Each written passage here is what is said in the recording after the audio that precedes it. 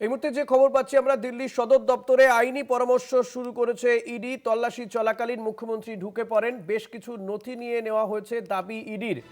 পরবর্তী পদক্ষেপ কি হবে তা নিয়ে বৈঠক ইডির অফিসাররা। বৈঠকে ইডির অফিসাররা এই নিয়ে আমরা কথা বলবো।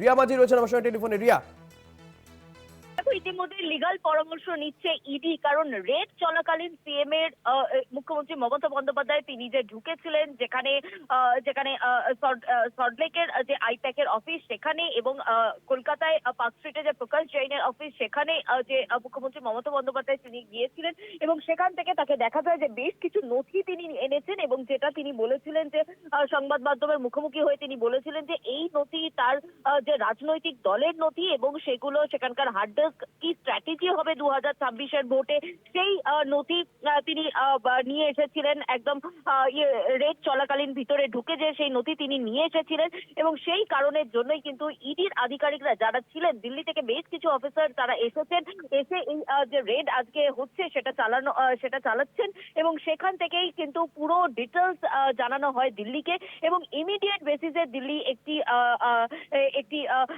বৈঠক শুরু করে এবং বৈঠকে যেখানে এখানকার অফিসাররা অর্থাৎ দিল্লি থেকে যে অফিসাররা এসেছিলেন রেডেতে তারাও ভার্চুয়ালি যোগ দেন এবং ঠিক কি ঘটনা ঘটেছিল, মুখ্যমন্ত্রী ঠিক কোন পর্যায়ে ঢুকেছিলেন এবং কি কি নথি নিয়ে তিনি বেরিয়ে এসেছেন এবং নথি ইডির থেকে নিয়ে আসা হয়েছে বলে এমনটাই কিন্তু সেই ভার্চুয়াল মিটিং এ বলা হয়েছে। এখানকার যারা অফিসাররা তারা জানিয়েছেন দিল্লিকে এবং ইতিমধ্যেই কিন্তু তারা লিগাল পরামর্শ নিচ্ছে যে রেড চলাকালীন যে মুখ্যমন্ত্রী তিনি তার ঢুকে পড়া এবং বেশ কিছু নথি নিয়ে ইডি থেকে চলে আসা, এই পুরো বিষয়টা নিয়েই কিন্তু এই ভার্চুয়াল মিটিং এবং লিগাল পরামর্শ নিচ্ছে ইডি, কারণ নেক্সট তাদের পরবর্তী পদক্ষেপ কি হবে সেই নিয়েই কিন্তু উচ্চ পর্যায়ের বৈঠক ইডির বলে এমনটাই সূত্র মারফত জানা যাচ্ছে।